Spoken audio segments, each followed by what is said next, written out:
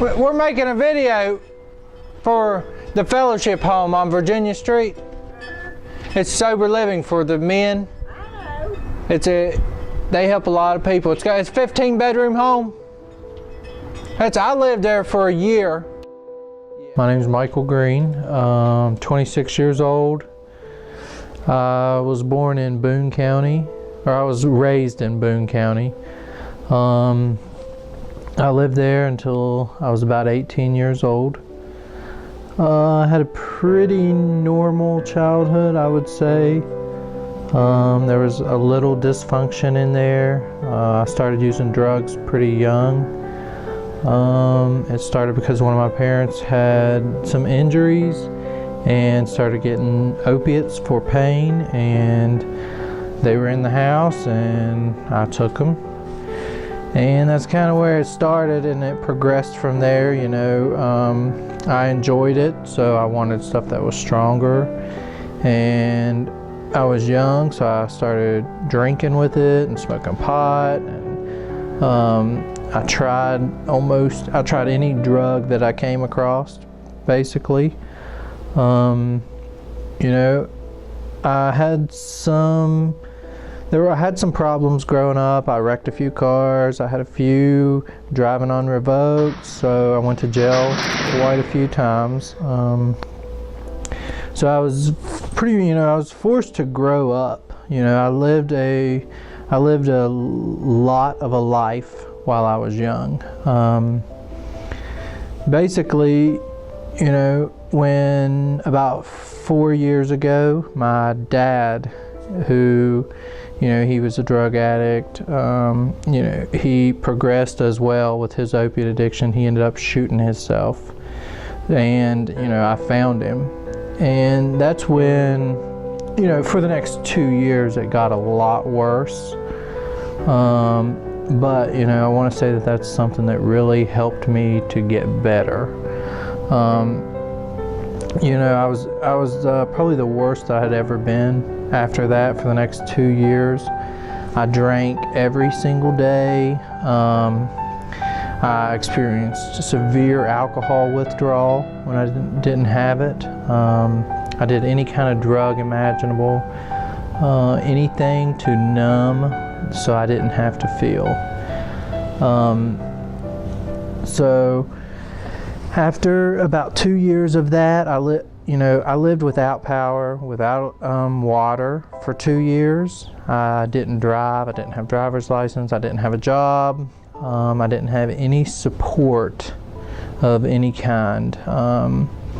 You know, towards the end, no one would help me. No one was there for me.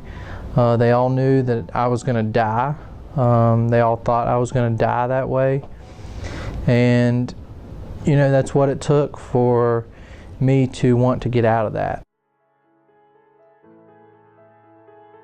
So one day I called, I was like, you know, my mom lived in Charleston, and I said, hey, I'm gonna call an ambulance and make them bring me to Charleston, and can you pick me up from the hospital when I get there? I was just losing my mind, you know. I had been so far gone for so long, I just needed out.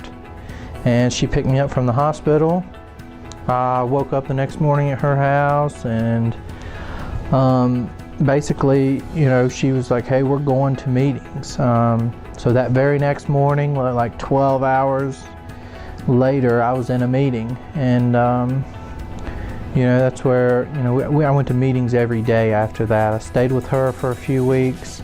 I met a few people, a few good people that were there for me. And, you know, I wanted to get into the Fellowship Home, and I met some people, and they were like, well, you have to prove yourself. You have to go to meetings for so long. You have to stay sober, and we'll see what we can do for you. And, you know, from there, things just they've gotten better and better. You know, I just recently, a few days ago, I got 3 years. So I moved into the Fellowship Home. I stayed there for over a year. I was a senior resident there, and as soon as I moved in, I got a job. I started working, and I worked my way up from minimum wage to store manager. Check out these new Jimmy John's hats that we just got in.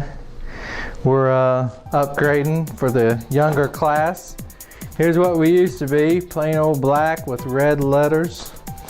Now we're turning into more of a hip hop, and they can wear what they want. And I'm still employed there.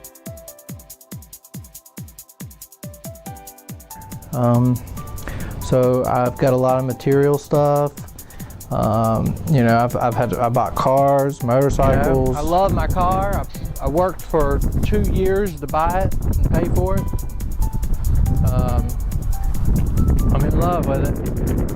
This is my baby. All the fun stuff that comes with being sober, and I've got to experience a life now. You know, I really didn't have much of a life. It's good. It's a good thing. The fellowship home, I think, you know, I recommend it to anybody that is struggling, that needs some tough love to get their life back together. But I'm very thankful for that place and the program of Alcoholics Anonymous, you know, because without them, I may not be here today. You know, when I got into the fellowship home, I was beat down. I was about 50 pounds lighter than I am now. I was toothless. These are fake. But, you know, it's just all the good things that come along with being sober, and the good things that come along with going through the fellowship home, because they helped me buy my first set of teeth. You know, they do a lot of good stuff for a lot of good people, and I would recommend it to anybody that needs some help and some tough love. But I'm glad I came across it, and I'm going to stay sober and keep praying and going to meetings and stay connected.